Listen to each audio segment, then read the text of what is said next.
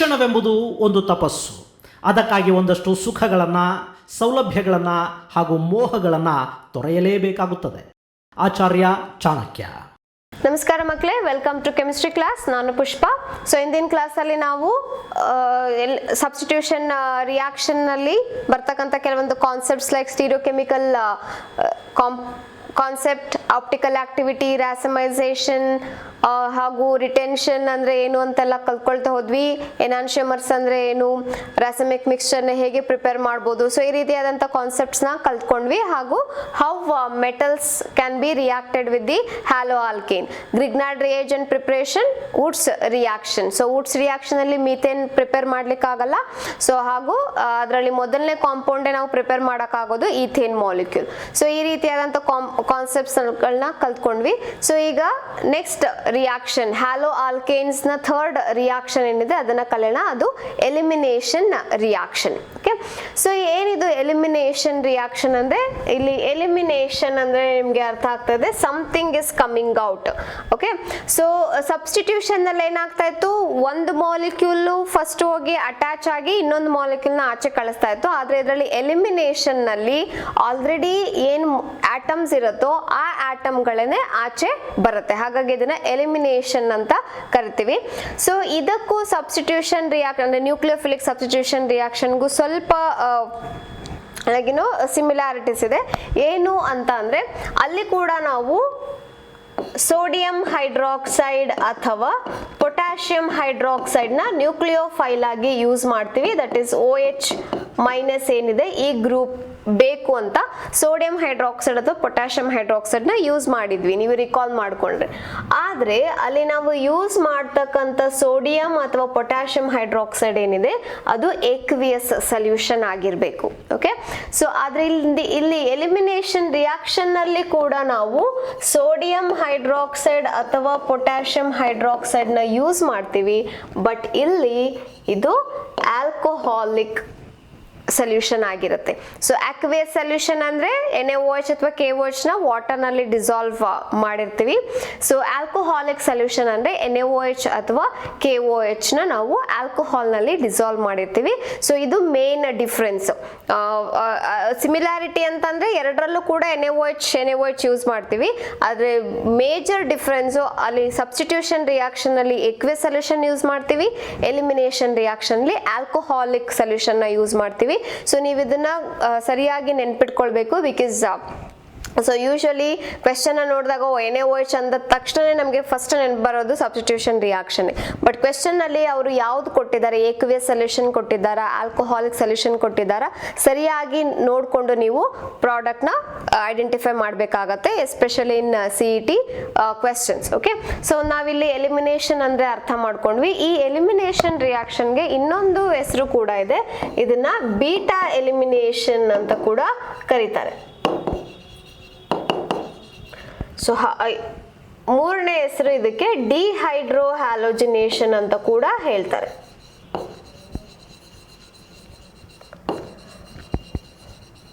So ನಾವು one by one ಅರ್ಥ ಮಾಡ್ಕೊಳ್ಳೋಣ, ಇದನ್ನ ಯಾಕೆ ಬೀಟಾ ಎಲಿಮಿನೇಷನ್ ಅಂತ ಕೂಡ ಕರೀತಾರೆ ಅಂತ. ಸೊ ಮೊದಲನೇದಾಗಿ ಬೀಟಾ ಅಂದ್ರೆ ಏನು, ಯಾವ ಆಟಮ್ ನ ನಾವು ಬೀಟಾ ಅಂತೆಲ್ಲ ಕರಿತೀವಿ ಅಂತ. ಸೊ ಈಗ ನಮ್ಮಲ್ಲಿ ಈ ಕಾರ್ಬನ್ ಆಟಮ್ಸ್ ಎಲ್ಲ ಇದ್ರೆ, ಸೊ ಇಮ್ಯಾಜಿನ್ ಈ ಮಧ್ಯದಲ್ಲಿರ್ತಕ್ಕಂಥ ಕಾರ್ಬನ್ ಆಟಮ್ಗೆ ಹ್ಯಾಲೋಜನ್ ಆಟಮ್ ಅಟ್ಯಾಚ್ ಆಗಿದೆ. ಓಕೆ, ಸೊ ಈ ರೀತಿಯಾದಂಥ ಕಾಂಪೌಂಡ್ ಇರುವಾಗ ಯಾವ ಕಾರ್ಬನ್ ಆಟಮ್ಗೆ ಹ್ಯಾಲೋಜನ್ ಅಟ್ಯಾಚ್ ಆಗಿದೆಯೋ ಅದನ್ನ ನಾವು ಆಲ್ಫಾ ಕಾರ್ಬನ್ ಅಂತ ಕರಿತೀವಿ. ಹಾಗೂ ಆಲ್ಫಾ ಕಾರ್ಬನ್ ನ ಅಕ್ಕಪಕ್ಕ ಇರ್ತಕ್ಕಂಥ ಕಾರ್ಬನ್ ಆಟಮ್ ನ ನಾವು ಬೀಟಾ ಕಾರ್ಬನ್ ಅಂತ ಕರಿತೀವಿ. ಅಂದ್ರೆ ಈಗ ತಗೊಂಡಿರೋಂಥ ಎಕ್ಸಾಂಪಲ್ ನಲ್ಲಿ 2 ಬೀಟಾ ಕಾರ್ಬನ್ಗಳಿವೆ. ಸೊ ಯಾಕಂದ್ರೆ ಹ್ಯಾಲೋಜನ್ ಮಧ್ಯದಲ್ಲಿರ್ತಕ್ಕಂಥ ಕಾರ್ಬನ್ಗೆ ಅಟ್ಯಾಚ್ ಆಗಿದೆ, ಸೊ ಅದು alpha carbon. Alpha carbon adjacent ನಲ್ಲಿ ಅಂದ್ರೆ ಅಕ್ಕಪಕ್ಕ ಇರ್ತಕ್ಕಂಥ ಕಾರ್ಬನ್ ಆಟಮ್ ನ ನಾವು ಬೀಟಾ ಕಾರ್ಬನ್ ಅಂತ ಕರಿತೀವಿ. ಸೊ ಅದೇ ರೀತಿಯಲ್ಲಿ ಇನ್ನೊಂದು ಎಕ್ಸಾಂಪಲ್ಸ್ ನ ನೀವು ನೋಡ್ಬೇಕಂದ್ರೆ, ಕೇವಲ 2 ಕಾರ್ಬನ್ ಆಟಮ್ ಇದ್ರೆ ಅಂಡ್ ಯಾವುದಕ್ಕೆ ಹ್ಯಾಲೋಜನ್ ಅಟ್ಯಾಚ್ ಆಗಿದೆ ಅಂತ ನೋಡಿಕೊಂಡು, ಸೊ ಇದರಲ್ಲಿ ಸೊ ಇದನ್ನ ಆಲ್ಫಾ ಅಂತ ಕರಿತೀವಿ. ಅದರಲ್ಲಿ ಅದರ ಪಕ್ಕ ಕೇವಲ ಒಂದೇ ಕಾರ್ಬನ್ ಆಟಮ್ ಇದೆ, ಸೊ ಹಾಗಾಗಿ ಇದು ಬೀಟಾ ಕಾರ್ಬನ್ ಅಂತ ನಾವು ಕರಿತೀವಿ. ಸೊ ನಿಮ್ಗೆ ಕಾಂಪೌಂಡ್ ಕೊಟ್ಟಾಗ ಮೊದಲನೇದಾಗಿ ನೀವು ಮಾಡಬೇಕಾಗಿರೋದು ಆಲ್ಕೋಹಾಲಿಕ್ ಎಕ್ವೆಸ್ ಅಂತ ಚೆಕ್ ಮಾಡಬೇಕು. ಇನ್ ಕೇಸ್ ಅದು ಆಲ್ಕೋಹಾಲಿಕ್ ಅಂತ ಅಂದ್ರೆ ನೀವು ಎಲಿಮಿನೇಷನ್ ರಿಯಾಕ್ಷನ್ ನ ಫಾಲೋ ಮಾಡಬೇಕಾಗತ್ತೆ. ಆ ಎಲಿಮಿನೇಷನ್ ರಿಯಾಕ್ಷನ್ ಅಲ್ಲಿ ಆಲ್ಫಾ ಕಾರ್ಬನ್ ಹಾಗೂ ಬೀಟಾ ಕಾರ್ಬನ್ ನೀವು ಐಡೆಂಟಿಫೈ ಮಾಡಬೇಕು. This is the second point ನೀವು ನೆನ್ಪಿಟ್ಕೊಳ್ಬೇಕಾಗಿರೋದು. ಸೊ ಈ ಬೀಟಾ ನಮ್ಗೆ ಈಗ ಗೊತ್ತಾಯ್ತು. ಇದರಲ್ಲಿ ಯಾವ ಆಟಮ್ ಆಚೆ ಬರ್ತಾ ಇದೆ ಅಂತ ಅಂದ್ರೆ ಈ ಬೀಟಾ ಕಾರ್ಬನ್ ಇಂದ ಹೈಡ್ರೋಜನ್ ಆಚೆ ಬರುತ್ತೆ ಹಾಗೂ ಆಲ್ಫಾ ಕಾರ್ಬನ್ ಇಂದ ಹ್ಯಾಲೋಜನ್ ಆಚೆ ಬರುತ್ತೆ. ಸೊ ಎರಡು ಒಟ್ಟಿಗೆ ಸೇರಿ ಏನಾಗುತ್ತೆ, ಹೈಡ್ರೋಜನ್ ಹ್ಯಾಲೈಡ್ ಆಚೆ ಬರ್ತಾ ಇದೆ. ಹಾಗಾಗಿ ಇದನ್ನ ನಾವು ಡಿಹೈಡ್ರೋ ಹ್ಯಾಲೋಜಿನೇಷನ್ ಅಂತ ಕೂಡ ಕರಿತೀವಿ. ಐ ರಿಪೀಟ್, ಸೊ ಡಿಹೈಡ್ರೋ ಹ್ಯಾಲೋಜಿನೇಷನ್ ಅಂದ್ರೆ ಹೈಡ್ರೋ ಅಂದ್ರೆ ಇದು ಹೈಡ್ರೋಜನ್, ಹ್ಯಾಲೋಜನ್ ಅಂದ್ರೆ ಎಕ್ಸ್. ಓಕೆ, ಹೈಡ್ರೋಜನ್ ಎಲ್ಲಿಂದ ಬರ್ತಾ ಇದೆ, ಬೀಟಾ ಕಾರ್ಬನ್ ಇಂದ ಬರ್ತಾ ಇದೆ. ಹ್ಯಾಲೋಜನ್ ಎಲ್ಲಿಂದ ಬರ್ತಾ ಇದೆ, ಆಲ್ಫಾ ಕಾರ್ಬನ್ ಇಂದ ಬರ್ತಾ ಇದೆ. ಸೊ ಈ ಎರಡನ್ನು ರಿಮೂವ್ ಮಾಡ್ಲಿಕ್ಕೆ ಡಿ ಅಂತ ಅಂದ್ರೆ ರಿಮೂವ್ ಅಂತ ಅರ್ಥ. ಸೊ ಅದನ್ನ ನಾವು ಡಿಹೈಡ್ರೋ ಹ್ಯಾಲೋಜಿನೇಷನ್ ಅಂತ ಕರಿತೀವಿ. ಸೊ ನೀವಿಲ್ಲಿ ಕೇಳ್ಬೋದು, ಈ ಪಕ್ಕದಲ್ಲಿ ಅಂದ್ರೆ ಬಲಗಡೆ ಇರ್ತಕ್ಕಂಥ ಕಾರ್ಬನ್ ಕೂಡ ಬೀಟಾನೇ ಕಾರ್ಬನ್ ಅಲ್ವಾ, ಅಲ್ಲಿಂದ ಕೂಡ ಹೈಡ್ರೋಜನ್ ತೆಗಿಬಹುದು ಅಂದ್ರೆ ಎಸ್. ಓಕೆ, ಸೊ ಇಲ್ಲಿ ನಾನು ತಗೊಂಡಿರ್ತಕ್ಕಂಥ ಎಕ್ಸಾಂಪಲ್ ನಲ್ಲಿ ಎರಡು ಕಾರ್ಬನ್ ಆಟಮ್ ಎನ್ವಿರಾನ್ಮೆಂಟ್ ಸೇಮ್ ಇರೋದ್ರಿಂದ ನೀವು ಎಲ್ಲಿಂದ ಬೇಕಾದ್ರೂ ಹೈಡ್ರೋಜನ್ ತೆಗಿಬಹುದು ಹಾಗೂ ಪ್ರಾಡಕ್ಟ್ ನಮ್ಗೆ ಏನು ಬರುತ್ತೋ ಅದು ಸೇಮ್ ಕಾಂಪೌಂಡ್ ಆಗಿರುತ್ತೆ. ಓಕೆ, ಬಟ್ ಈ ರೀತಿಯಾದಂತ ಕಾಂಪೌಂಡ್ಸ್ ಇದ್ರೆ ಸೊ ಇಲ್ಲಿ ನಾವು ಹ್ಯಾಲೋಜನ್ ನ ಅಟ್ಯಾಚ್ ಮಾಡಿದೀವಿ. Okay, so that means this is the alpha carbon. Alpha carbon ಎಡಗಡೆ ಇರ್ತಕ್ಕಂಥ ಕಾರ್ಬನ್ ಅದು ಕೂಡ ಬೀಟಾ ಕಾರ್ಬನ್, ಬಲಗಡೆ ಇರ್ತಕ್ಕಂಥ ಕಾರ್ಬನ್ ಕೂಡ ಬೀಟಾ ಕಾರ್ಬನ್. ಓಕೆ, ಸೊ ಇಲ್ಲೂ ಕೂಡ ಎರಡು ಬೀಟಾ ಕಾರ್ಬನ್ ಇದೆ. ಏನು ಡಿಫ್ರೆನ್ಸ್, ಈಗ ನಾವು ಇದನ್ನ ಫಸ್ಟ್ ಕಾಂಪೌಂಡ್, ಇದನ್ನ ಥರ್ಡ್ ಕಾಂಪೌಂಡ್ ಅಂತ ಕನ್ಸಿಡರ್ ಮಾಡಿದ್ರೆ, ಈ ಎರಡನೇ ಕಾಂಪೌಂಡ್ ಅಲ್ಲಿ ಏನು ನಮ್ಗೆ ಲೈಕ್ ಏನೋ ಪ್ರಾಬ್ಲಮ್ ಆಗಲ್ಲ. ಬಿಕಾಸ್ ಆಲ್ಫಾ ಕಾರ್ಬನ್ ಪಕ್ಕ ಕೇವಲ ಒಂದೇ ಕಾರ್ಬನ್ ಆಟಮ್ ಇದೆ, ಹಾಗಾಗಿ ಅಲ್ಲಿಂದಾನೇ ನಾವು ಹೈಡ್ರೋಜನ್ ನ ತೆಗಿಬೇಕಾಗತ್ತೆ. ಅಂಡ್ ಫಸ್ಟ್ ಕಾಂಪೌಂಡ್ ನಲ್ಲಿ ಎರಡು ಬೀಟಾ ಕಾರ್ಬನ್ ಇದೆ, ಆದ್ರೆ ಎರಡು ಬೀಟಾ ಕಾರ್ಬನ್ಗಳು ಕೂಡ ಸೇಮ್ ಎನ್ವಿರಾನ್ಮೆಂಟ್ ಅಂದ್ರೆ ಇಲ್ಲಿ ಹೈಡ್ರೋಜನ್ ಹೈಡ್ರೋಜನ್ ಹೈಡ್ರೋಜನ್ ಇದ್ರೆ ಇಲ್ಲೂ hydrogen hydrogen and hydrogen is there. Okay, so ಹಾಗಾಗಿ ಎರಡು ಕೂಡ CH3 ಗ್ರೂಪ್ ಇರೋದ್ರಿಂದ ಸೊ ನಾವ್ ಎಲ್ಲಿಂದ ಬೇಕಾದ್ರೂ ಹೈಡ್ರೋಜನ್ ತೆಗೆದ್ರು ಕೂಡ ನಮ್ಗೆ ಯಾವುದೇ ವ್ಯತ್ಯಾಸ ಆಗೋದಿಲ್ಲ. ಆದ್ರೆ ಥರ್ಡ್ ಕಾಂಪೌಂಡ್ ನಲ್ಲಿ ನೀವು ಅನಲೈಸ್ ಮಾಡಿದ್ರೆ ಈ ಕಾಂಪೌಂಡ್ ನಲ್ಲಿ ಎಡಗಡೆ ಇದಕ್ಕೆ ನಾವು ಬೀಟಾ 1 ಬೀಟಾ 2 ಅಂತ ನೇಮ್ ಮಾಡೋಣ. ಬೀಟಾ 1 ನಲ್ಲಿ ಆ ಕಾರ್ಬನ್ ಸುತ್ತ let us take it as like hydrogen atom, 3 hydrogen atom ಇದೆ ಅಂತ ಅನ್ಕೊಳ್ಳೋಣ, ಅಂದ್ರೆ CH3 ಗ್ರೂಪ್ ಇದೆ. ಓಕೆ, ಸೊ ಆದ್ರೆ ಬೀಟಾ 2 ನಲ್ಲಿ ಏನಾಗತ್ತೆ, ಕೇವಲ 2 ಹೈಡ್ರೋಜನ್ ಆಟಮ್ ಇದೆ ಹಾಗೂ ಇನ್ನೊಂದು CH3 ಗ್ರೂಪ್ ಇದೆ. ಸೊ ಇದು CH3.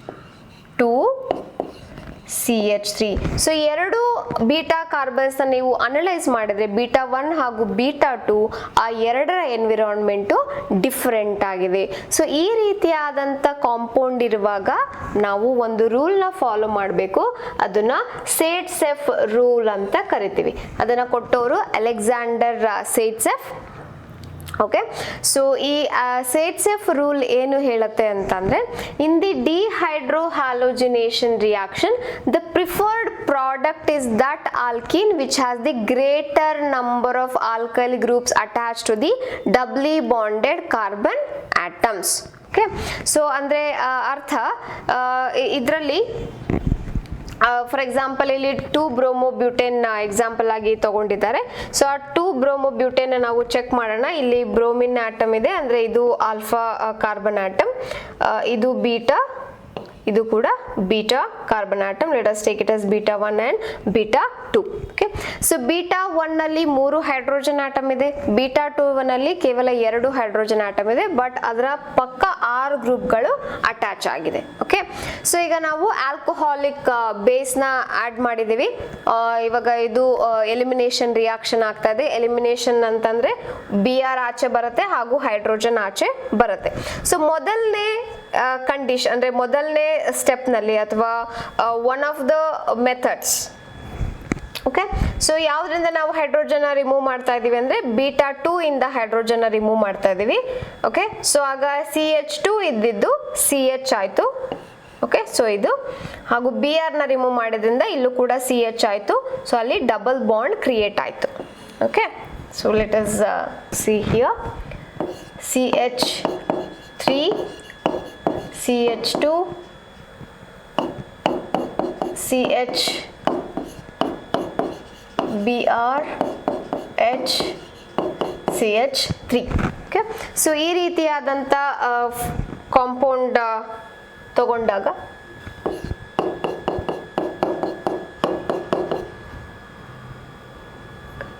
So alpha beta 1 beta 2. So ಮೊದಲನೇದಾಗಿ ನಾವು ಹೈಡ್ರೋಜನ್ನ ಬೀಟಾ 1 ಇಂದ ರಿಮೂವ್ ಮಾಡೋಣ. ಸೊ ಆಗ ಚೇಂಜಸ್ ಈ CH3 ಹಾಗೆ ಇರುತ್ತೆ, ಅದು ಏನು ಚೇಂಜ್ ಆಗಲ್ಲ. CH2 ಕೂಡ ಏನು ಚೇಂಜ್ ಆಗಲ್ಲ. ಈ ಬೀಟಾ 1 ಕಾರ್ಬನ್ ಇಂದ ನಾವು ಹೈಡ್ರೋಜನ್ ತೆಗೆದಾಗ ಕೇವಲ 1 ಹೈಡ್ರೋಜನ್ ಮಾತ್ರ ಇಲ್ಲಿ ಬರಿಬೇಕಾಗತ್ತೆ. ಸೊ ನೆಕ್ಸ್ಟ್ ಬಾಂಡ್ ಮಾಡಿ ಆಲ್ಫಾ ಕಾರ್ಬನ್ಗೆ. ಸೊ ಆಲ್ಫಾ ಕಾರ್ಬನ್ ಇಂದ ನಾವು ಹೈಡ್ರೋಜನ್ ನ ರಿಮೂವ್ ಮಾಡ್ತಾ ಇದೀವಿ. ಸೊ ಹಾಗಾಗಿ ಅದು ಕೂಡ ಆಚೆ ಬರುತ್ತೆ, ಇಲ್ಲಿ ಹೈಡ್ರೋಜನ್ ಬರಿತೀವಿ. ಅಂಡ್ ಬೀಟಾ 2 ಏನು ಚೇಂಜಸ್ ಆಗಲ್ಲ, ಅದು CH3 ಅಂತ ಬರಿಬಹುದು. ಸೊ ಆದ್ರೆ ಇಲ್ಲಿ ಏನಾಗತ್ತೆ, ನಾವು 1 ಹೈಡ್ರೋಜನ್ ನ ಬೀಟಾ 1 ಇಂದ ತೆಗೆದಿದೀವಿ ಹಾಗೂ ಬ್ರೋಮಿನ್ ಆಟಮ್ ನ ಆಲ್ಫಾ ಕಾರ್ಬನ್ ಇಂದ ತೆಗೆದಿರೋದ್ರಿಂದ ಈ ಕಾರ್ಬನ್ ಆಟಮ್ ನ ನೀವು ಚೆಕ್ ಮಾಡಿದ್ರೆ ಅಲ್ಲಿ 3 ಬಾಂಡ್ ಮಾತ್ರ ಇದೆ. ಆದ್ರೆ ಎಲ್ಲ ಕಾರ್ಬನ್ ಆಟಮ್ ಎಷ್ಟು ಬಾಂಡ್ ಇರಬೇಕು, 4 ಬಾಂಡ್ ಇರಬೇಕು. ಸೊ ಆಕ್ಚುಲಿ ಏನಾಗುತ್ತೆ, ಈ ಹೈಡ್ರೋಜನ್ ರಿಮೂವ್ ಆಗ್ಬೇಕಾದ್ರೆ ಆ ಎಲೆಕ್ಟ್ರಾನ್ಸ್, ಈ ಬ್ರೋಮಿನ್ ಎಲೆಕ್ಟ್ರಾನ್ಸ್ ಕೂಡ ಇಲ್ಲಿಗೆ ಬಂದು ಇಲ್ಲಿ ಡಬಲ್ ಬಾಂಡ್ ಕ್ರಿಯೇಟ್ ಆಗತ್ತೆ. ಸೊ ನಾವು ಇದನ್ನ ಏನಂತ ಕರಿಬಹುದು, 2 ಪೆಂಟೀನ್ ಅಂತ ಹೇಳ್ಬಹುದು. ಓಕೆ, ಸೊ ಅದೇ ರೀತಿಯಲ್ಲಿ ಈಗ ನಾವು ಬೀಟಾ 2 ಇಂದ ಕಾರ್ಬನ್ ಹೈಡ್ರೋಜನ್ ಆಟಮ್ನ ರಿಮೂವ್ ಮಾಡೋಣ. ಸೊ ಆಗ ನಮಗೆ ಆ CH3 ಗ್ರೂಪ್ ಏನಿದೆ ಅದು ಏನು ಚೇಂಜ್ ಆಗಲ್ಲ, CH2 ಗ್ರೂಪ್ ಕೂಡ ಚೇಂಜ್ ಆಗಲ್ಲ, ಬೀಟಾ 1 ಕೂಡ ಏನು ಚೇಂಜಸ್ ಇರಲ್ಲ, ಅಲ್ಲಿ CH2 ಹಾಗೆ ಇರುತ್ತೆ. ಸೊ ನಾವು ಈ ಆಲ್ಫಾ ಕಾರ್ಬನ್ ಆಟಮ್ ಇಂದ ಬ್ರೋಮಿನ್ ನ ತೆಗಿತಾ ಇದೀವಿ, hydrogen will be as it is. So bond ಮಾಡಿ ಬೀಟಾ 2ಗೆ, ಆ ಬೀಟಾ 2 ಇಂದ ಹೈಡ್ರೋಜನ್ ತೆಗಿತಿರೋದ್ರಿಂದ 3 ಹೈಡ್ರೋಜನ್ ಬದಲಿಗೆ 2 ಹೈಡ್ರೋಜನ್ ಮಾತ್ರ ಇರುತ್ತೆ. ಅಗೇನ್ ಇಲ್ಲೂ ಕೂಡ ಸೊ ನಾವು ಡಬಲ್ ಬಾಂಡ್ ನ ಬರಿಬೇಕಾಗತ್ತೆ. ಸೊ ಇದರ ಹೆಸರು 1 ಪೆಂಟೀನ್. ಓಕೆ, ಸೊ ನಾವು ಈ 2 ಕಾಂಪೌಂಡ್ ಯಾವುದು ಮತ್ತೆ ಮೇಜರ್ ಕಾಂಪೌಂಡ್ ಹಾಗೂ ಮೈನರ್ ಕಾಂಪೌಂಡ್ ಯಾವುದು ಜಾಸ್ತಿ ಈಲ್ಡ್ ಆಗಿ ನಮಗೆ ಸಿಗತ್ತೆ ಅಂತಂದ್ರೆ 2 pentene is the major product and 1 pentene is the minor product.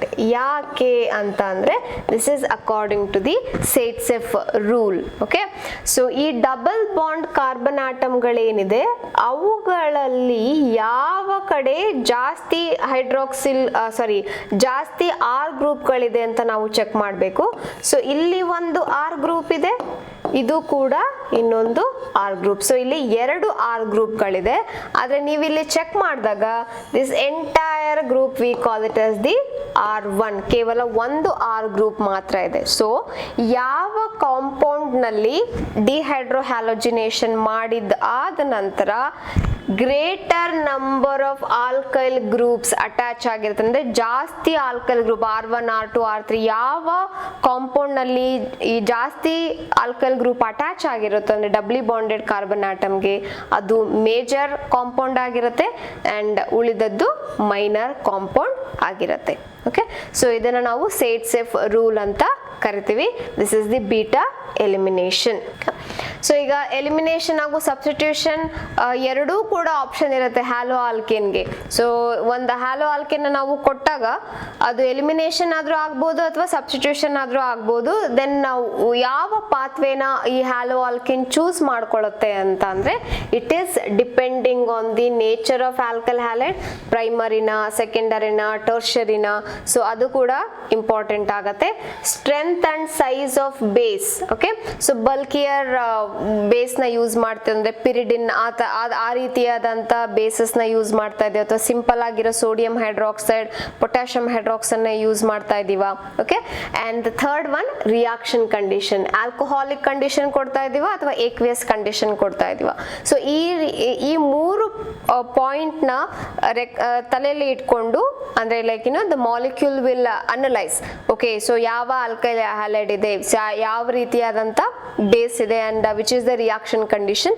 So ಈ ಮೂರು ಪಾಯಿಂಟ್ ನ ಕಂಬೈನ್ ಮಾಡಿ, so whichever is suitable route, elimination ಆಗಬೇಕಾ ಅಥವಾ ಸಬ್ಸ್ಟಿಟ್ಯೂಷನ್ ಆಗಬೇಕಾ ಅಂತ molecule will decide. Okay, so bigger the nucleophile elimination reaction ಆಗತ್ತೆ, smaller the nucleophile substitution reaction ಆಗತ್ತೆ. ಟರ್ಷರಿ ಇದ್ರೆ that will always go to the substitution, tertiary and primary. ಸೆಕೆಂಡರಿನಲ್ಲಿ again elimination ಅಥವಾ substitution ಅಂತ it will be a confused environment. ಮತ್ತೆ reaction condition ಅಂತ ಬಂದಾಗ alcoholic ಇದ್ರೆ ಎಲಿಮಿನೇಷನ್ ಆಗತ್ತೆ, ಏಕ್ವೆಸ್ ಇದ್ರೆ ಸಬ್ಸ್ಟಿಟ್ಯೂಷನ್ ರಿಯಾಕ್ಷನ್ ಆಗತ್ತೆ. ಸೊ ಈ ರೀತಿಯಾಗಿ ಮಾಲಿಕ್ಯೂಲ್ಸ್ ತಮ್ಮ ಫೇಟ್ ನ determine ಮಾಡ್ಕೊಳ್ಳುತ್ತೆ. Okay, so this is about the elimination reaction about the haloalkanes. So ಇಲ್ಲಿವರೆಗೂ ನಾವು ಹ್ಯಾಲೋ ಆಲ್ಕೇನ್ಸ್ ರಿಯಾಕ್ಷನ್ಸ್ ನ ಕಲ್ತ್ಕೊಂಡ್ವಿ. ಈಗ ರಿಯಾಕ್ಷನ್ಸ್ ಆಫ್ ಹ್ಯಾಲೋ ಅರೀನ್ಸ್ ಅಂತಂದ್ರೆ aromatic alkyl aromatic halogen containing compounds ನಾವು ಹ್ಯಾಲೋ ಅರಿನ್ಸ್ ಅಂತ ಹೇಳ್ತೀವಲ್ವಾ, ಆ ಕಾಂಪೌಂಡ್ಗಳ ರಿಯಾಕ್ಷನ್ಸ್ ಬಗ್ಗೆ ಈಗ ಕಲ್ತ್ಕೊಳ್ತಾ ಹೋಗೋಣ. ಸೊ ಮೊದಲನೇದಾಗಿ ನಾವಿಲ್ಲಿ ಕಂಪೇರ್ ಮಾಡಬೇಕು. ಹ್ಯಾಲೋ ಆಲ್ಕೇನ್ ಈಸಿಯಾಗಿ ನ್ಯೂಕ್ಲಿಯೋಫಿಲಿಕ್ ಸಬ್ಸ್ಟಿಟ್ಯೂಷನ್ ಆಗ್ತಾ ಇತ್ತು, ಅದೇ ರೀತಿಯಲ್ಲಿ ಹ್ಯಾಲೋ ಅರೀನ್ಸ್ ಕೂಡ ನ್ಯೂಕ್ಲಿಯೋಫಿಲಿಕ್ ಸಬ್ಸ್ಟಿಟ್ಯೂಷನ್ ಆಗತ್ತಾ? ಇನ್ ಕೇಸ್ ಆಗಿಲ್ಲ ಅಂದ್ರೆ ಯಾವ ರೀಸನ್ಸ್ ಗಳಿಂದ ಇದು ನ್ಯೂಕ್ಲಿಯೋಫಿಲಿಕ್ ಸಬ್ಸ್ಟಿಟ್ಯೂಷನ್ ರಿಯಾಕ್ಷನ್ ಆಗಲ್ಲ? ಬಟ್ ನಾವೇನಾದ್ರೂ ಜಾಸ್ತಿ ಟೆಂಪರೇಚರ್ ಕೊಟ್ಟು ಅಥವಾ ಜಾಸ್ತಿ ಪ್ರೆಷರ್ ನ ಕೊಟ್ಟು ಈ ರಿಯಾಕ್ಷನ್ ನ ಮಾಡಬಹುದಾ? ಸೊ ಈ ರೀತಿಯಾದಂತ ಕಾನ್ಸೆಪ್ಟ್ ಗಳನ್ನ ನಾವೀಗ ಕಲ್ತ್ಕೊಳ್ತಾ ಹೋಗೋಣ. ಮೊದಲನೇದಾಗಿ ನ್ಯೂಕ್ಲಿಯೋಫಿಲಿಕ್ ಸಬ್ಸ್ಟಿಟ್ಯೂಷನ್ ರಿಯಾಕ್ಷನ್. ಸೊ ನೀವಿಲ್ಲಿ ಈ ನ್ಯೂಕ್ಲಿಯೋಫಿಲಿಕ್ ಸಬ್ಸ್ಟಿಟ್ಯೂಷನ್ ಗೆ ಆರ್ಡರ್ ಅಂತ ಏನಾದ್ರೂ ಲೈಕ್ ನೀವು ನೆನ್ಪಿಟ್ಕೊಳ್ಳೋದಾದ್ರೆ, ಹ್ಯಾಲೋ ಆಲ್ಕೇನ್ಸು ಈಸಿಯಾಗಿ ನ್ಯೂಕ್ಲಿಯೋಫಿಲಿಕ್ ಸಬ್ಸ್ಟಿಟ್ಯೂಷನ್ ರಿಯಾಕ್ಷನ್ ನ ಮಾಡ್ಕೊಳ್ಳುತ್ತೆ compare to haloarenes. Okay, so these aryl halides ಅಥವಾ ಹ್ಯಾಲೋ ಅರಿನ್ಸ್ ಅಂತ ಏನಿದೆ ಅದು less reactive towards nucleophilic substitution reaction. Okay, so because of some 5 reasons. The first reason is the resonance effect. Okay, so ಈ haloalkanes molecules ನಲ್ಲಿ ನಾವೇನ್ ಮಾಡ್ಬೋದು, ಇಲ್ಲಿ carbon atom ಇದೆ, ಇಲ್ಲಿ ಹ್ಯಾಲೋಜನ್ ಗ್ರೂಪ್ ಇದೆ. ಸೊ ಈ ಹ್ಯಾಲೋಜನ್ ಗ್ರೂಪ್ ನ ನಾವು ಈಸಿಯಾಗಿ ಜಸ್ಟ್ ಒಂದು ಹೈಡ್ರಾಕ್ಸಿಲ್ ಗ್ರೂಪ್ ನ ಹಾಕಿದ್ರು ಕೂಡ ಈ ಎಕ್ಸ್ ಅಥವಾ ಹ್ಯಾಲೋಜನ್ ಏನಿದೆ ಅದು ರಿಪ್ಲೇಸ್ ಆಗುತ್ತೆ ಹೈಡ್ರಾಕ್ಸಿಲ್ ಗ್ರೂಪ್ ಇಂದ. ಯಾಕೆ ಅಂದ್ರೆ ಇಲ್ಲಿರ್ತಕ್ಕಂಥ ಈ ಎಲೆಕ್ಟ್ರಾನ್ಸ್ ಏನಿದೆ ಇದು ಸಿಂಗಲ್ ಬಾಂಡ್ ಆಗಿ ಇರುತ್ತೆ. ಸೊ ಹಾಗಾಗಿ ಸಿಂಗಲ್ ಬಾಂಡ್ ನ ಬ್ರೇಕ್ ಮಾಡೋದು ಈಸಿ. ಬಟ್ ಇಲ್ಲಿ ಏನಾಗುತ್ತೆ, due to the resonance effect. ಎಲ್ಲಿಂದ ಬರುತ್ತೆ ಈ ರೆಸೊನೆನ್ಸ್ ಎಫೆಕ್ಟ್ ಅಂದ್ರೆ, ಈ ಹ್ಯಾಲೋಜನ್ಗಳಲ್ಲಿ ಲೋನ್ ಪೇರ್ ಆಫ್ ಎಲೆಕ್ಟ್ರಾನ್ಸ್ ಇರುತ್ತೆ. ನಮಗೆ ಗೊತ್ತು ಬೆನ್ಸಿನ್ ರಿಂಗ್ ನಲ್ಲಿ ಎಲೆಕ್ಟ್ರಾನ್ಸ್, ಪೈ ಎಲೆಕ್ಟ್ರಾನ್ಸ್ ಅಂತ ಏನಿದೆ ಅದು ಡಿಲೋಕಲೈಸ್ ಆಗ್ತಾ ಇರುತ್ತೆ, ಅಂದ್ರೆ ಒಂದ್ ಕಡೆಯಿಂದ ಇನ್ನೊಂದ್ ಕಡೆ ಮೂವ್ ಆಗ್ತಾನೆ ಇರುತ್ತೆ. ಅದ್ರ ಜೊತೆಗೆ ಈ ಲೋನ್ ಪೇರ್ ಆಫ್ ಎಲೆಕ್ಟ್ರಾನ್ಸ್ ಏನಿರುತ್ತೆ ಈ ಹ್ಯಾಲೋಜನ್ ಅಲ್ಲಿ ಅದು ಕೂಡ ರೆಸೊನೆನ್ಸ್ಗೆ ಇನ್ವಾಲ್ವ್ ಆಗುತ್ತೆ. ನೀವು ಇಲ್ಲಿ ನೋಡ್ಬೋದು ರೆಸೊನೆನ್ಸ್ ಸ್ಟ್ರಕ್ಚರ್ಸ್ ಇಲ್ಲಿ ನೋಡಿದಾಗ ಇಲ್ಲಿ ಮೊದಲು ಸಿಂಗಲ್ ಬಾಂಡ್ ಇರುತ್ತೆ, ಬಟ್ ಆಮೇಲೆ ಇಲ್ಲಿ ಡಬಲ್ ಬಾಂಡ್ ಕ್ಯಾರೆಕ್ಟರ್ ಆಗತ್ತೆ. Okay, so because of the formation of this double bond, okay, so ಆ ಡಬಲ್ ಬಾಂಡ್ ನ ಬ್ರೇಕ್ ಮಾಡೋದು ಸ್ವಲ್ಪ ಕಷ್ಟ. The bond cleavage in haloarene is difficult than haloarene. ಯಾಕೆ? ಬಿಕಾಸ್ CCl ಬಾಂಡ್ ಅಂದ್ರೆ ಈ carbon atom ಹಾಗೂ chlorine atom acquires a partial double bond character. ಈ ಡಬಲ್ ಬಾಂಡ್ ಯಾಕೆ ಬಂತು? Because of the presence of lone pair of electron on the halogen atom. So it is very difficult to remove or break the double bond. So because of this reason ನಾವಿಲ್ಲಿ ಎಷ್ಟು ಈಸಿಯಾಗಿ ಈ ಬಾಂಡ್ನ break ಮಾಡಿ halogen ಬದಲಿಗೆ hydroxyl group ಹಾಕಿದ್ವು ಅಷ್ಟೇ ಈಸಿಯಾಗಿ ಇಲ್ಲಿ ನಾವು ರಿಯಾಕ್ಷನ್ನ ಮಾಡಲಿಕ್ಕೆ ಆಗಲ್ಲ. First reason is the resonance. Next one is the difference in the hybridization. Again, if we go back, ಇದರಲ್ಲಿ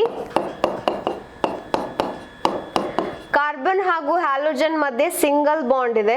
ಓಕೆ, ಇನ್ನು ಉಳಿದ 3 ಬಾಂಡ್ಗಳು ಕೂಡ ಸಿಂಗಲ್ ಬಾಂಡ್ ಏನೆ ಕಾರ್ಬನ್ ಆಟಮ್ಗೆ. ಸೊ ಇದನ್ನ ನಾವು sp3 ಹೈಬ್ರಿಡೈಸ್ಡ್ ಕಾರ್ಬನ್ ಅಂತ ಕರಿತೀವಿ. So whereas in the case of haloarenes ಅಥವಾ ಆರೋಮ್ಯಾಟಿಕ್ ಹ್ಯಾಲೈಡ್ಸ್ ನಾವು ತಗೊಂಡಾಗ ಈ ಬೆನ್ಸಿನ್ ರಿಂಗ್ ನಲ್ಲಿ ಇರ್ತಕ್ಕಂಥ ಎಲ್ಲ ಕಾರ್ಬನ್ ಆಟಮ್ಗಳು ಕೂಡ sp2 hybridized carbon atom. Okay, so ಈ sp2 ಹೈಬ್ರಿಡೈಸ್ಡ್ ಕಾರ್ಬನ್ ಆಟಮ್ ಇದ್ದಾಗ ಏನಾಗತ್ತೆ ಅಂತಂದ್ರೆ S percentage. Okay, so S percentage ಅಂತ ಅಂದ್ರೆ ಈಗ sp3 ನಲ್ಲಿ ನಾವು ಪರ್ಸೆಂಟೇಜ್ ಆಫ್ ಎಸ್ ನ ಕ್ಯಾಲ್ಕುಲೇಟ್ ಮಾಡ್ತೀವಿ ಅಂದ್ರೆ ಇದು 25% ಬರುತ್ತೆ. ಯಾಕೆ ಅಂದ್ರೆ 1 ಎಸ್ ಇದೆ, 3 ಪಿ ಇದೆ. ಸೊ 1+3 4 4 ಭಾಗ ಮಾಡಬೇಕು. 100 ನ 4 ಭಾಗ ಮಾಡಿದಾಗ 25% ಬರುತ್ತೆ. ಅಂದ್ರೆ 25% ಎಸ್ ಕ್ಯಾರೆಕ್ಟರ್ ಇದೆ. ಅದೇ sp2 ನಲ್ಲಿ ಮಾಡಿದ್ರೆ 1 ಎಸ್ ಇದೆ ಹಾಗೂ 2 ಪಿ ಇದೆ. 100 ನ ನಾವು 3 ಭಾಗ ಮಾಡಬೇಕು. ಸೊ ಅವಾಗ ಎಷ್ಟಾಗತ್ತೆ 33.33% ನಮಗೆ ಸಿಗತ್ತೆ. ಸೊ ಯಾವ ಮಾಲಿಕ್ಯೂಲ್ ನಲ್ಲಿ ಎಸ್ ಕ್ಯಾರೆಕ್ಟರ್ ಜಾಸ್ತಿ ಇದೆ? sp2 ಹೈಬ್ರಿಡೈಸ್ಡ್ ಮಾಲಿಕ್ಯೂಲ್ ಅಂದ್ರೆ ಹ್ಯಾಲೋ ಅರೀನ್ಸ್ ನಲ್ಲಿ s character greater the s character. Okay, in the halo arene molecule. So ಹಾಗಾಗಿ ಏನ್ ಮಾಡತ್ತೆ, ಈ ಎಲೆಕ್ಟ್ರಾನ್ಸ್ ಏನಿದೆ ಜಾಸ್ತಿ ಎಸ್ ಕ್ಯಾರೆಕ್ಟರ್ ಇದ್ರೆ ಏನ್ ಮಾಡತ್ತೆ ಮಾಲಿಕ್ಯೂಲು, ಈ ಎಲೆಕ್ಟ್ರಾನ್ಸ್ ನ ಅಂದ್ರೆ ಹ್ಯಾಲೋಜನ್ ನಲ್ಲಿ ಇರ್ತಕ್ಕಂಥ ಎಲೆಕ್ಟ್ರಾನ್ಸ್ ನ ತನ್ನ ಕಡೆಗೆ ಎಳ್ಕೊಳ್ಳಕ್ಕೆ ಶುರು ಆಗುತ್ತೆ, ಹಿಡಿದಿಡ್ಕೊಳ್ಳಕ್ಕೆ ಶುರು ಆಗತ್ತೆ.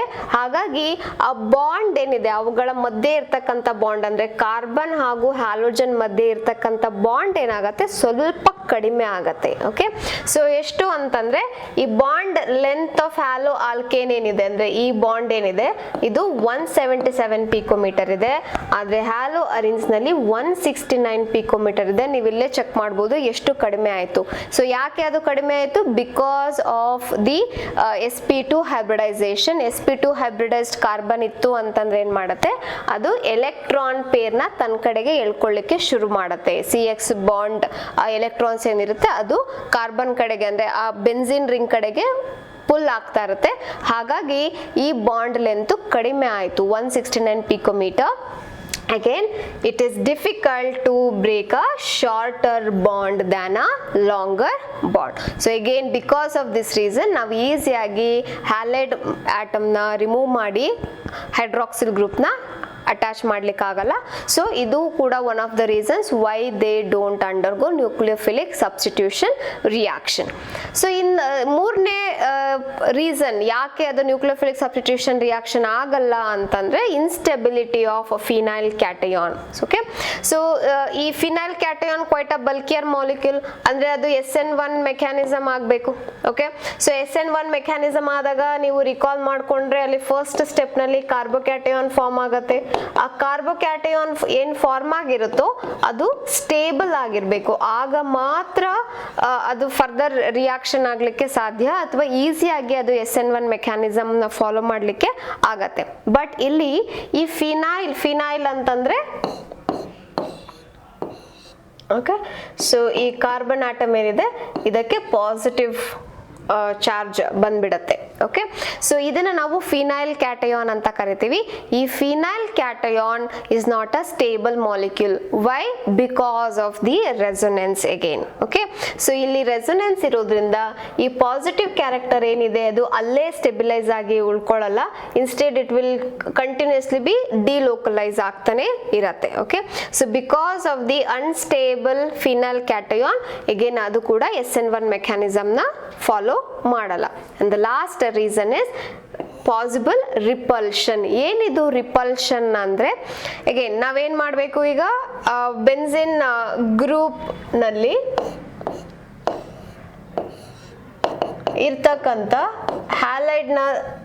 ಹ್ಯಾಲೋಜನ್ ನ ತೆಗೆದು ಅದಕ್ಕೆ ಹೈಡ್ರಾಕ್ಸಿಲ್ ಗ್ರೂಪ್ನ ಅಟ್ಯಾಚ್ ಮಾಡಿ ಜಸ್ಟ್ ಹೈಪೋಥೆಟಿಕಲ್ ಆಗಿ ನೀವು ಇದನ್ನ ನೆನ್ಪು ಅಂದ್ರೆ ಲೈಕ್ ಇಮ್ಯಾಜಿನ್ ಮಾಡಿಕೊಂಡ್ರು. ಸೊ ಏನಾಗುತ್ತೆ, ಈ ಬಾಂಡ್ ಏನಿದೆ ಅಲ್ಲ CX ಬಾಂಡ್, ಓಕೆ. ಸೊ ಅಥವಾ ನಾವಿಲ್ಲಿ ಹೈಡ್ರಾಕ್ಸಿಲ್ ಗ್ರೂಪ್ನ ಅಟ್ಯಾಚ್ ಮಾಡಬೇಕಂದ್ರೆ ಸೊ ಇಲ್ಲಿ ಹೈಡ್ರಾಕ್ಸಿಲ್ ಅಂತ ನಾವು ಬರಿಬೇಕು. ಸೊ ಈ ಹೈಡ್ರಾಕ್ಸಿಲ್ ಗ್ರೂಪ್ ಕೂಡ ಲೈಕ್ ರಿಚ್ ಇನ್ ಎಲೆಕ್ಟ್ರಾನ್. ಈ ಕಾರ್ಬನ್ ಆಟಮ್ಗಳೇನಿದೆ ಇದರಲ್ಲಿ ಈ ಬೆನ್ಸಿನ್ ರಿಂಗ್ ನಲ್ಲಿ ಇರ್ತಕ್ಕಂಥ ಕಾರ್ಬನ್ ಆಟಮ್ಗಳೇನಿದೆ ಅವುಗಳು ಕೂಡ ಎಲೆಕ್ಟ್ರಾನ್ ರಿಚ್ ಆಗಿರುತ್ತೆ, ಓಕೆ. ಸೊ ಹಾಗಾಗಿ ಈ ನ್ಯೂಕ್ಲಿಯೋಫೈಲ್ ಇದ್ರ ಹತ್ರ ಬಂದ ತಕ್ಷಣ ಏನಾಗುತ್ತೆ, electron to electron repulsion will be there. So attack ಮಾಡೋಕ್ಕೆ ಬರ್ತಿರ್ತಕ್ಕಂಥ ಕಾಂಪೌಂಡ್ ಕೂಡ ಎಲೆಕ್ಟ್ರಾನ್ ರಿಚ್, ಬೆನ್ಸಿನ್ ರಿಂಗ್ ಕೂಡ ಎಲೆಕ್ಟ್ರಾನ್ ರಿಚ್ ಆಗಿರೋದ್ರಿಂದ there will be repulsion, okay. So rich electron rich nucleophile is approaching the electron rich arenes. Arenes ಅಂದ್ರೆ ಬೆನ್ಸಿನ್ ರಿಂಗ್ ಅಂತ ನಾವಿಲ್ಲಿ ಅನ್ಕೊಳ್ಬಹುದು, ಓಕೆ. ಸೊ ಹಾಗಾಗಿ ಈ 4 ರೀಸನ್ ಇಂದ resonance, difference in the hybridization, instability of phenyl cation ಹಾಗೂ possible repulsion due to the electron rich nucleophile and electron rich benzene group ಇರೋದ್ರಿಂದ ಅಲ್ಲಿ ರಿಪಲ್ಷನ್ ಇರುತ್ತೆ. ಸೊ ಈ ಹ್ಯಾಲೋ ಅರಿನ್ ಮಾಲಿಕ್ಯೂಲ್ ಅಥವಾ aromatic halide containing compounds ಈಸಿಯಾಗಿ substitution reaction ನ ಮಾಡಲ್ಲ. In spite of that ಇಲ್ಲ ನಮಗೆ ಸಬ್ಸ್ಟಿಟ್ಯೂಷನ್ ಮಾಡಲೇಬೇಕು ಅಂತ ಅಂದ್ರೆ so we have to introduce some conditions ಇಲ್ಲಿ, ಓಕೆ. ಸೊ ನಾವು ಟೆಂಪ್ರೇಚರ್ನ ಜಾಸ್ತಿ ಮಾಡಬೇಕು, 623 ಕೆಲ್ವಿನ್ ಟೆಂಪ್ರೇಚರ್ ಅಂಡ್ ಪ್ರೆಷರ್ ಕೂಡ 300 ಅಟ್ಮಾಸ್ಫರಿಕ್ ಪ್ರೆಷರ್ನ ನಾವು ಕೊಡಬೇಕು. ಸೊ ಈ ಕಂಡೀಷನ್ ನಲ್ಲಿ ಏನಾಗುತ್ತೆ, ಈ ಕ್ಲೋರಿನ್ ಆಟಮ್ನ ನಾವು ಹೈಡ್ರಾಕ್ಸಿಲ್ ಗ್ರೂಪ್ ಇಂದ ರಿಪ್ಲೇಸ್ ಮಾಡಬಹುದು. So chlorobenzene can be converted into phenol molecule in the presence of sodium hydroxide ಹಾಗೂ 623 kelvin temperature and 300 atmospheric pressure.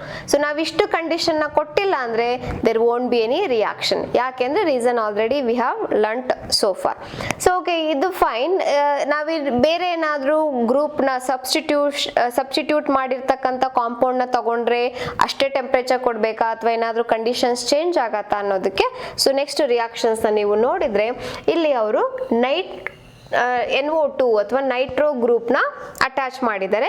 ಇದು ಎಲೆಕ್ಟ್ರಾನ್ ವಿಡ್ರಾಯಿಂಗ್ ಗ್ರೂಪ್. ಏನಿದು ಎಲೆಕ್ಟ್ರಾನ್ ವಿಡ್ರಾಯಿಂಗ್ ಗ್ರೂಪ್ ಅಂತಂದ್ರೆ so it will take up the electron. ಇಲ್ಲಿ electron ಏನಿದೆ benzene ring ಅಲ್ಲಿ resonance ಅಲ್ಲಿ ಆಗ್ತಾ ಇರುತ್ತಲ್ಲ, ಸೊ ಮತ್ತೆ ಈ ಎಲೆಕ್ಟ್ರಾನ್ ಕೂಡ ಕ್ಲೋರಿನ್ ಆಟಮ್ ಇಂದ ಕೂಡ ರೆಸೊನೆನ್ಸ್ ಗೆ loan pair of electron involve ಆಗತ್ತಲ್ಲ, ಆ ಎಲೆಕ್ಟ್ರಾನ್ ನ ತನ್ನ ಕಡೆಗೆ ಎಳ್ಕೊಳ್ತಾ ಹೋಗುತ್ತೆ. ಅದಕ್ಕೆ ಇದನ್ನ ಎಲೆಕ್ಟ್ರಾನ್ ವಿಡ್ರಾಯಿಂಗ್ ಗ್ರೂಪ್ ಅಂತ ಹೇಳ್ತೀವಿ. So in the presence of electron withdrawing group ಅವಾಗ ಏನಾಗ್ತಾ ಇದೆ, electron richness in the benzene ring ಕಡಿಮೆ ಮಾಡ್ತಾ ಇದೀವಲ್ವಾ. ಸೊ ಹಾಗಾಗಿ ಈಸಿಯಾಗಿ ನ್ಯೂಕ್ಲಿಯೋಫಿಲಿಕ್ ಸಬ್ಸ್ಟಿಟ್ಯೂಷನ್ ರಿಯಾಕ್ಷನ್ ಆಗುವಂತ ಚಾನ್ಸಸ್ ಇರುತ್ತೆ. ಸೊ ನಾವು ಈ ಎಲೆಕ್ಟ್ರಾನ್ ವಿಡ್ರಾಯಿಂಗ್ ಗ್ರೂಪ್ ನ ಪ್ಯಾರಾ ಪೊಸಿಷನ್ ನಲ್ಲಿ ಅಟ್ಯಾಚ್ ಮಾಡಿದ್ರೆ then of course we need base NaOH ಅಥವಾ KOH ಬೇಕೇ ಬೇಕು. ಟೆಂಪರೇಚರ್ ನ ನೀವು ಚೆಕ್ ಮಾಡಬಹುದು. ಅಲ್ಲಿ 623 ಇತ್ತು, ಇಲ್ಲಿ 443 ಕೆಲ್ವಿನ್ ಟೆಂಪರೇಚರ್ ಇದೆ. ಹಾಗೂ ಪ್ರೆಷರ್ 1 ಅಟ್ಮಾಸ್ಫಿಯರ್ ಪ್ರೆಷರ್ ಅಲ್ಲೇ ನಾವು ಮಾಡಬಹುದು.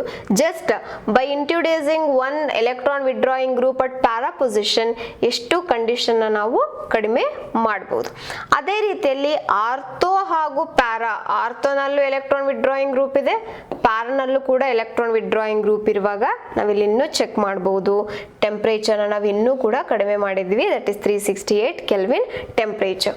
What about in all the 3 position, ortho para, trinitro chlorobenzene ನಾವು ತಗೊಂಡ್ರೆ ಸೊ ಆಗ ಜಸ್ಟ್ ವಾರ್ಮ್ ಮಾಡಿದ್ರೆ ಸಾಕು, ಜಾಸ್ತಿ ಹೀಟ್ ಮಾಡೋ ಅವಶ್ಯಕತೆನೇ ಇಲ್ಲ. ಇಲ್ಲಿ ವಾಟರ್ ನ್ಯೂಕ್ಲಿಯೋಫೈಲ್ ಆಗಿ ಆಕ್ಟ್ ಮಾಡುತ್ತೆ, NaOH ಕೂಡ ಬೇಕಾಗಲ್ಲ. ಸೊ ಅದನ್ನು ನಾವು ಫಿನಾಲ್ ಟ್ರೈನೈಟ್ರೋ ಫಿನಾಲ್ ಆಗಿ ಕನ್ವರ್ಟ್ ಮಾಡಬಹುದು. ಸೊ ಅಂದ್ರೆ ಅರ್ಥ, ಸೊ ಈ ಎಲೆಕ್ಟ್ರಾನ್ ವಿಡ್ರಾಯಿಂಗ್ ಗ್ರೂಪ್ ಏನಾದರೂ ಪ್ಯಾರಾ ಪೊಸಿಷನ್ ಅಥವಾ ಆರ್ಥೋ ಪೊಸಿಷನ್ ನಲ್ಲಿದ್ರೆ ಈಸಿಯಾಗಿ ನ್ಯೂಕ್ಲಿಯೋಫಿಲಿಕ್ ಸಬ್ಸ್ಟಿಟ್ಯೂಷನ್ ರಿಯಾಕ್ಷನ್ ಆಗತ್ತೆ. ಓಕೆ, ಸೊ ಅವರು ನಿಮ್ಗೆ ಏನಾದರೂ is of nucleophilic substitution reaction ಅಂತ ಆರ್ಡರ್ ಏನಾದ್ರು ಕೊಟ್ರೆ ಸೊ ಮೊದಲಿಗೆ ಪ್ಯಾರಾ ಪೊಸಿಷನ್ ನ ಚೂಸ್ ಮಾಡ್ಕೊಳ್ಳಿ, ಫಾಲೋಡ್ ಬೈ ಆರ್ಥೋ.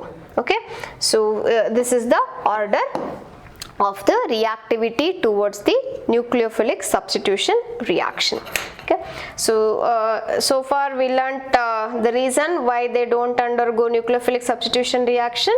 So ಹಾಗಿದ್ದಾಗ್ಯೂ ನಾವು nucleophilic substitution reaction ಮಾಡಬೇಕಂದ್ರೆ ಯಾವ್ಯಾವ ಕಂಡೀಷನ್ ನ ಮೇಂಟೈನ್ ಮಾಡಬೇಕು ಅಂತ ಕಲ್ತ್ಕೊಂಡ್ವಿ ಹ್ಯಾಲೋವರಿನ್ಸ್ ಅಲ್ಲಿ.